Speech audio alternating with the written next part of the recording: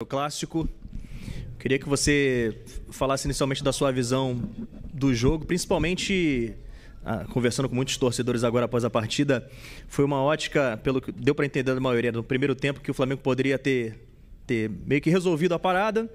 E dentro do equilíbrio do segundo tempo, o time soube segurar também o momento de pressão do adversário. Eu queria saber se você concorda com isso e explicasse a sua visão do jogo. Mais uma vez, parabéns pela vitória.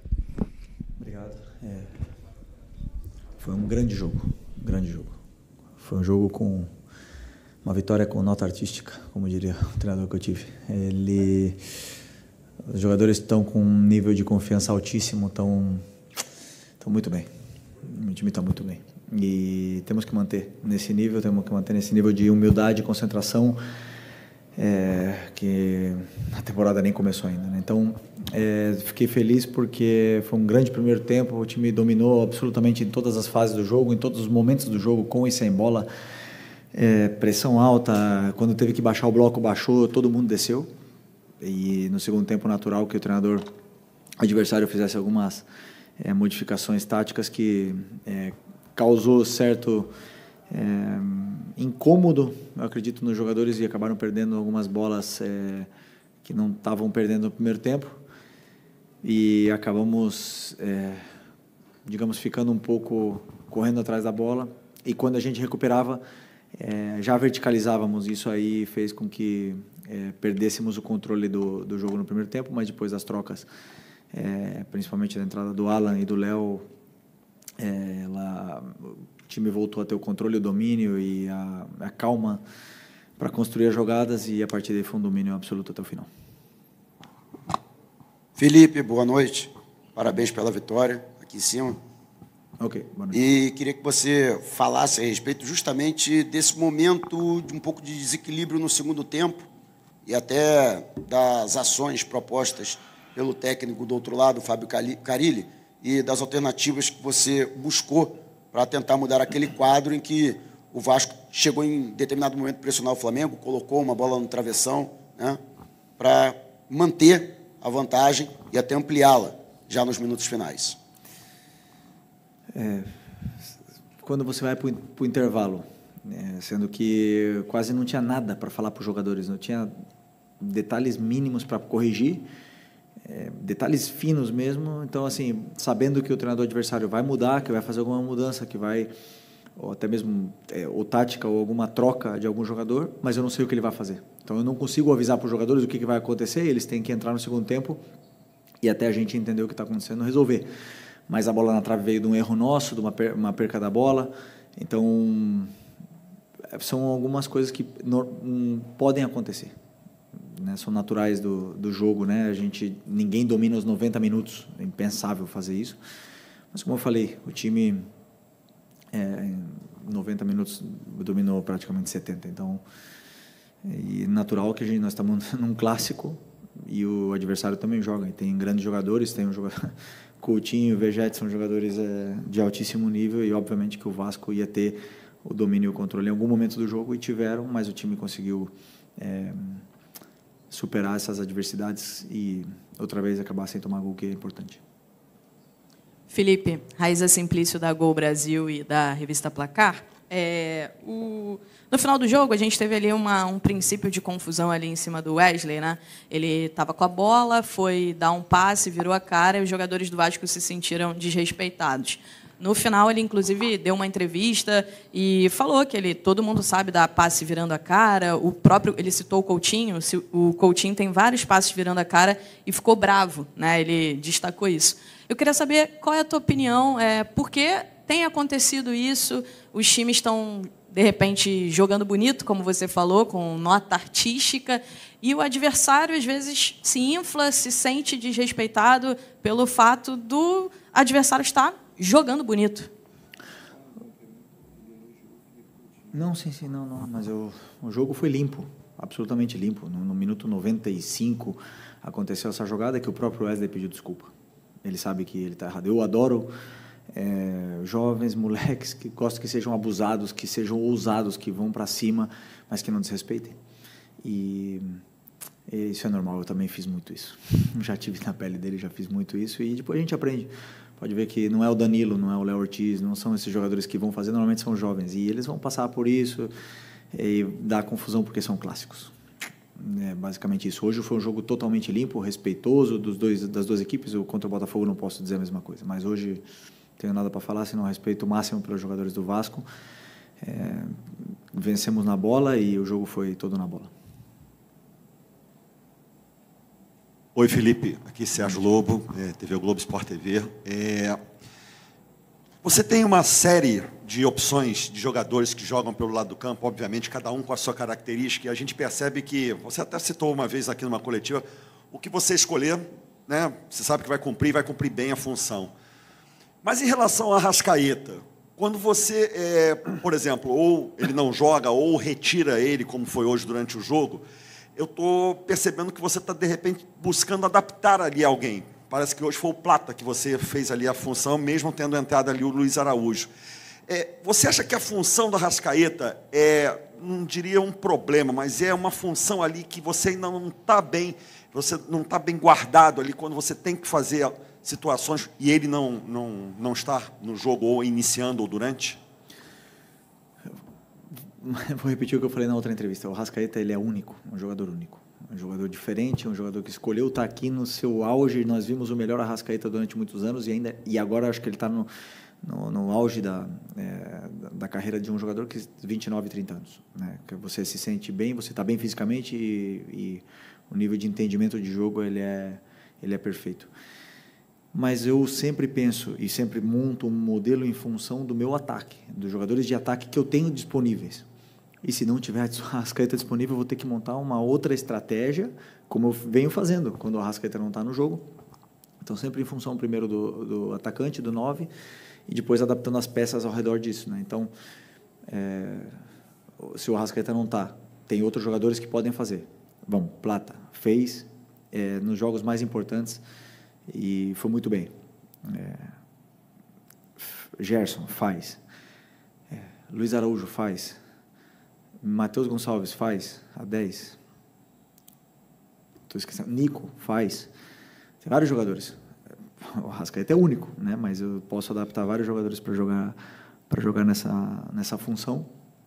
E até mesmo Michael já fez contra o Fortaleza e Bruno Henrique já fez. Então, eu tenho vários coringas dentro do elenco que eu posso ir mexendo e jogando com essas peças aí que nos dão muito para a equipe. Boa noite, Felipe. Bruno Castanho, Rubro News TV. Primeiro eu queria falar, né, com você sobre essa questão do elenco. Você falou de um jogo que, por um momento, ali perdeu o controle e você faz as substituições, 3 primeiras, depois ainda o Cebolinha que faz um golaço, a importância desse elenco. E uma pergunta individual sobre o Wesley. Toda a coletiva aqui é perguntada pelo Wesley, elogia, e, de fato, o Wesley hoje é o melhor lateral do Brasil e vai ser convocado para a seleção com méritos. Melhorou muito defensivamente, teve muito... Né, hoje ele faz a jogadaça do gol, por exemplo, né, que ele vai para o corredor central, arrasta e faz o passe para o gol.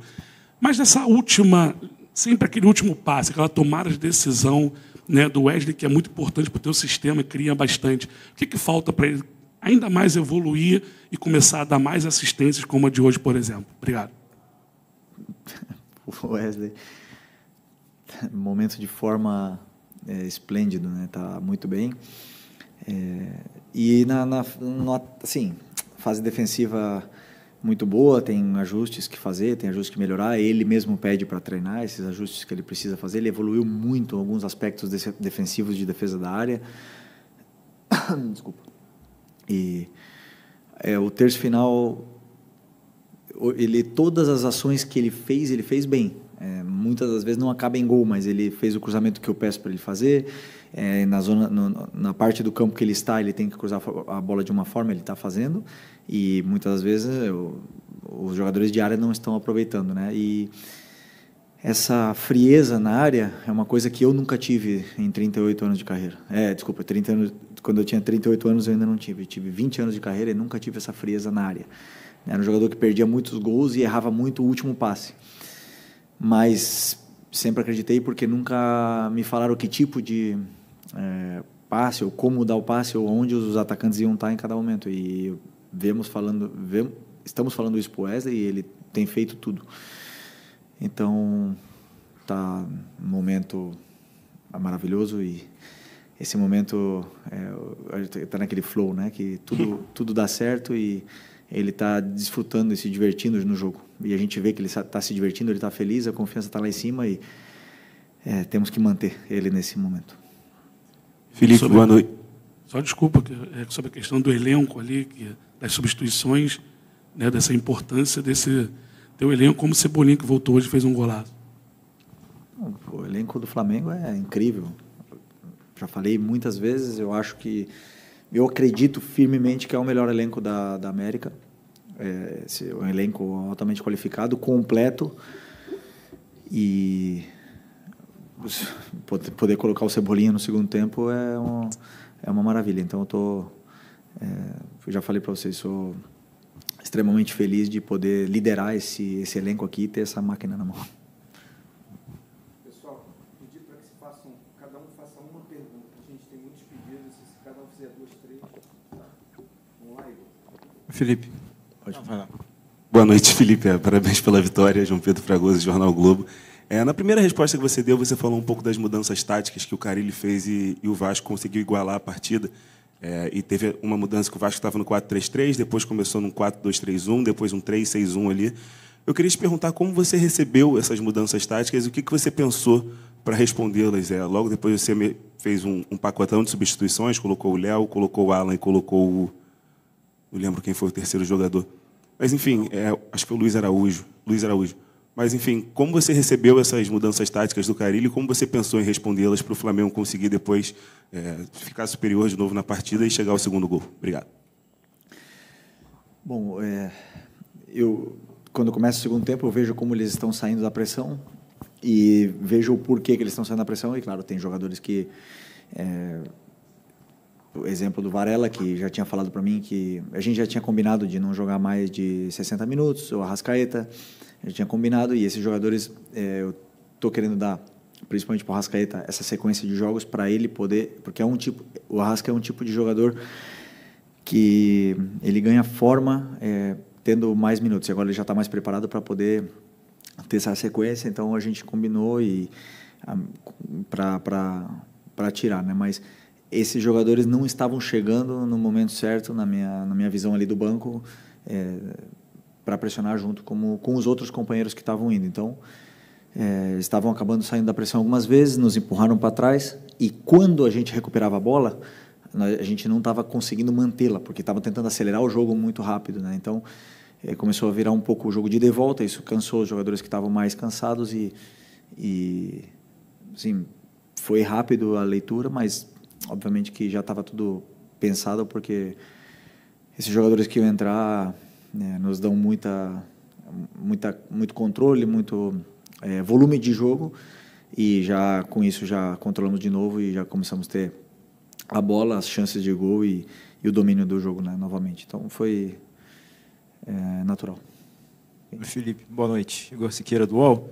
Você termina essa Taça Guanabara e também a Supercopa sem perder clássicos, mas ao mesmo tempo você diz que a temporada não começou ainda. Quanto esse desempenho nesses clássicos você está levando para frente para determinar se nesse momento do ano, 16 de fevereiro agora, você tem ou não ter um time titular ou uma tática titular necessariamente, diante da rotatividade que você está propondo do time? Me explica um pouquinho melhor essa pergunta, desculpa. O peso dos clássicos, ele influencia para você ter ou não ter nesse momento um time titular? Como é que você está vendo a construção do time titular diante do resultado que você teve nos clássicos? O time titular, ele... é feito durante a semana, dependendo do que os jogadores falam para mim no campo. Então eu vejo o que está acontecendo no campo, eu vejo como estão fluindo as coisas, como eles estão se relacionando, a química entre eles, e aí o time titular é decidido aí. Eu não posso nunca decidir um time titular para um jogo daqui a 2 semanas. Eles têm que ganhar a vaga deles todos os dias, todos os treinos, e me deixar com dor de cabeça como os zagueiros estão fazendo agora. Então esse é o primeiro. E só me lembra a tua pergunta de novo, que eu esqueci. Dos clássicos. Desculpa. Me desculpa.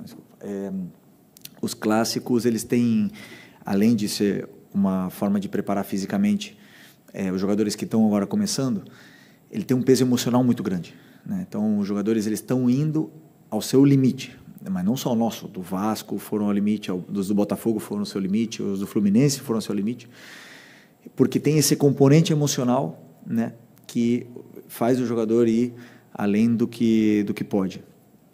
3 clássicos seguidos é muito, né, mas é importante para que eles possam ter essa vivência com o jogo, possam, como eu falo, chegar no Brasileiro da melhor forma. Eles já estão, para mim, já estão na melhor forma. Esses jogadores já estão aptos para disputar, né? E para mim o principal é conseguir dosar e dar as gotas para cada um aí, para que eles possam chegar no começo do Brasileiro da melhor forma física possível, para poder conseguir desempenhar toda a temporada. Okay. Boa noite, Felipe, aqui Gilmar Machado, Rádio Opinião Play. Essa é a sua primeira temporada que você programa, né, a pré-temporada do Flamengo.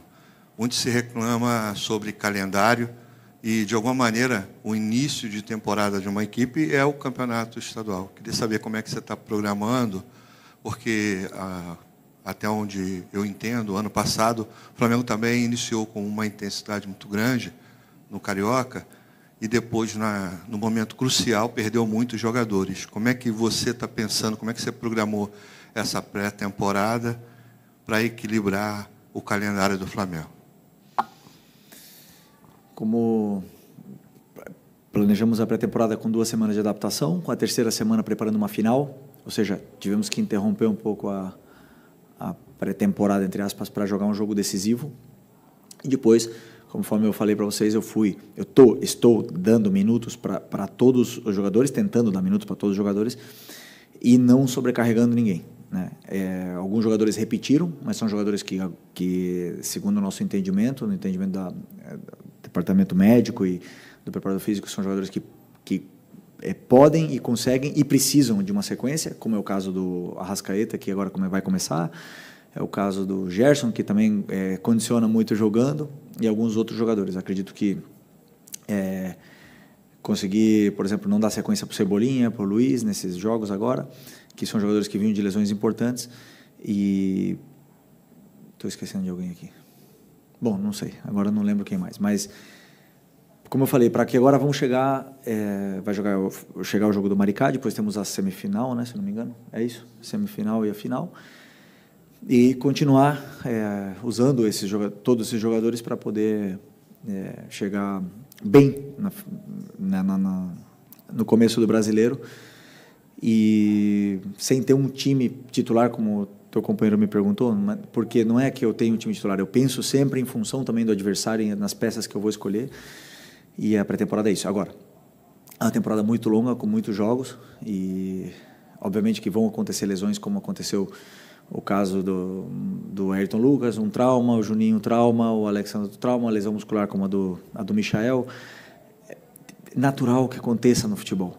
O importante é sempre saber respeitar os processos e saber que isso nós estamos sujeitos a isso, mas com o elenco que eu tenho, estou bem servido para suprir qualquer baixa e poder chegar, manter esse nível na temporada. O que vai dar, por exemplo, para os jogadores ter essa forma, na minha opinião, também depende muito do plano de jogo e do modelo de jogo, porque se os jogadores sofrem e correm errado, claro que eles vão correr mais do que precisam. Okay.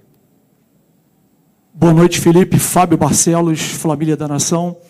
A pergunta é a seguinte: você tem optado por 2 volantes de contenção, que são mais de contenção nesse início de ano, né? Que às vezes o Pulgar junto com o Alan, às vezes o Pulgar junto com o Everton Araújo. Isso é definitivo ou é algo que você encontrou o time dessa maneira ou é algo que você ainda pretende mexer? Por exemplo, você tem o Gerson, que pode jogar nessa função, você colocando o Luiz Araújo na função do Gerson. E também o Nico, né? O Nico de la Cruz. Como é que você enxerga o Nico nesse processo todo? Ele hoje é um segundo volante para você ou um meio armador? Começa de novo. Eu tô um pouco. Começa de novo a tua pergunta, por favor. Estou com a cabeça um pouco. Desculpa. O que eu quis dizer é que você, nesse início de temporada, você jogou com 2... Lembrei. Desculpa. Obrigado. Eu acredito que um time, para brigar por títulos, ele tem que saber dominar 2 sistemas, né? E o meu time jogou com um sistema no passado, o 4-2-3-1, que se converte em 4-4-2, e também jogou no 3-4-3, que também, por momentos, vira 3-5-2. Para jogar com um volante, com 4-3-3, o que eu pensei quando eu cheguei no Flamengo? Vejo o elenco como está montado. Temos 4 volantes, né? E temos o Everton Araújo, temos o Eric Pulgar, temos o Nico, temos o Alan, o Alcaraz, que estava aqui, e o Gerson, que pode jogar de volante, 6 volantes, né? Então, por uma questão natural das coisas, jogar com 2 volantes pelo elenco que está montado, na minha visão, era fundamental, até mesmo pelo equilíbrio que dá com os jogadores que têm com os laterais que nós temos. Então, essa foi a minha primeira reunião para montar o time, ou a estrutura do time foi essa, mas posso mudar, claro que sim. Em algum determinado momento posso usar 4-3-3, posso usar 3-4-3 também, então, pela versatilidade desses jogadores, né? Se, por exemplo, para jogar 4-3-3, teria que simplesmente tirar um volante e colocar mais um na frente, ou mais um ponta, né, no caso. É uma adaptação, a gente pode fazer perfeitamente, dependendo, como eu te falei, do plano de jogo do adversário. Então, em função do adversário. Então, isso a gente estuda, analisa, mas eu acredito que o time está bem encaixado dessa forma, eles estão se sentindo bem, eles se entendem, eles têm relações, e esses 4 volantes treinam junto todas as semanas, inclusive o Gerson treina também às vezes de volante, para criar essas relações e se complementar dentro do campo da forma que eu quero. Respondi? Ou não? Só o Nico. Como é que você vê o Nico?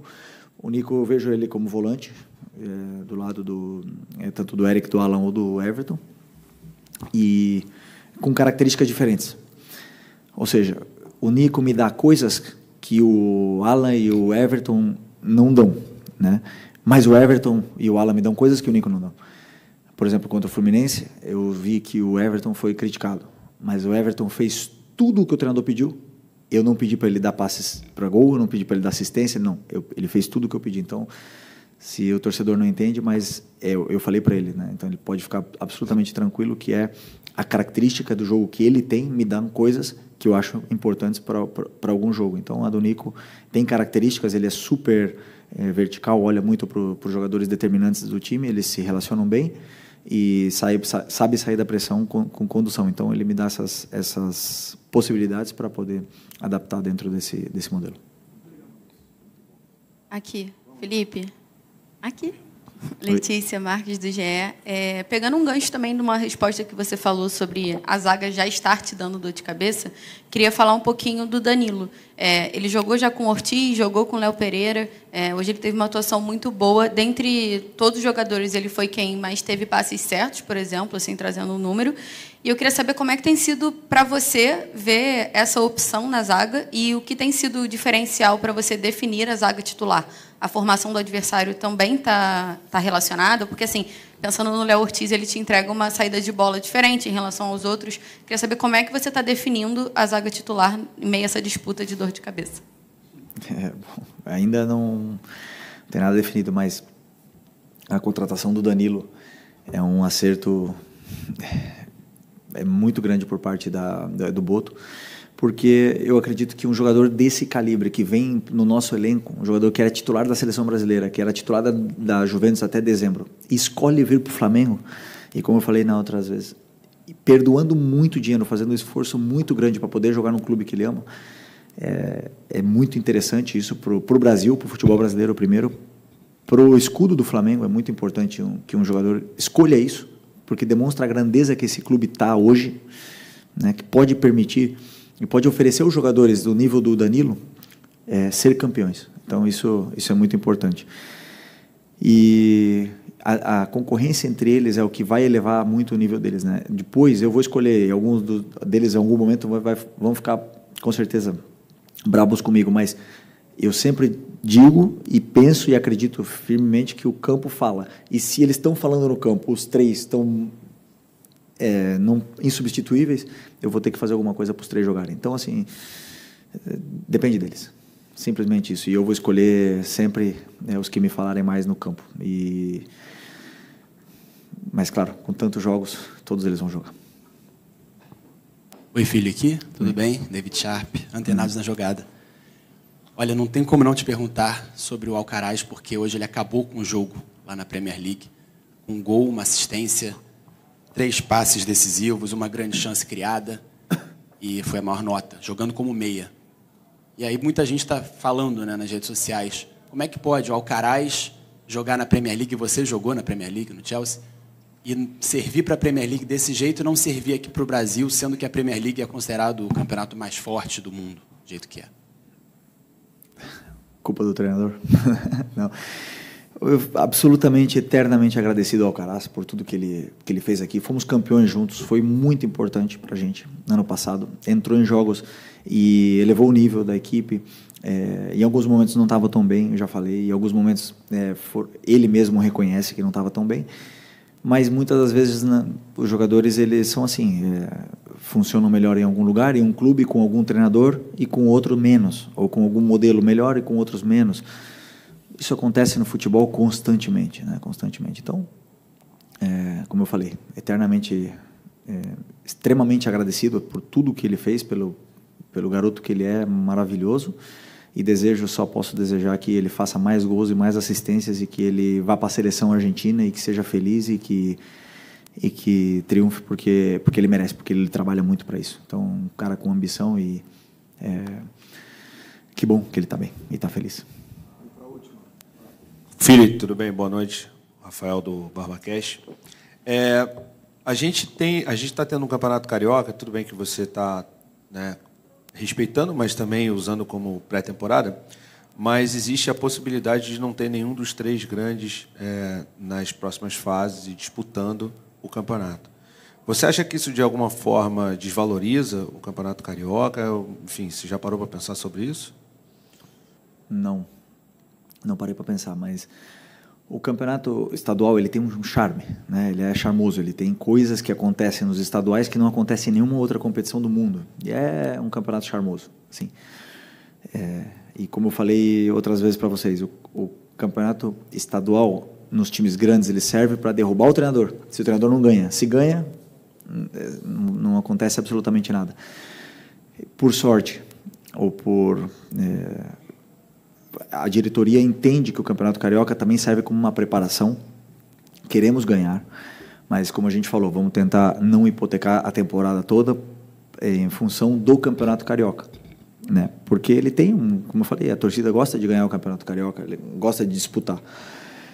Mas vamos tentar ganhar sem fazer nenhuma loucura, sabendo que o principal objetivo é o Campeonato Brasileiro, a Libertadores, né? Depois a Copa do Brasil, então, e o Mundial que está no meio do ano. Então, assim, que não estejam os times grandes dá mais mérito ainda pro Flamengo, que está jogando com times alternativos, que está revezando todo mundo e estamos classificados ou não?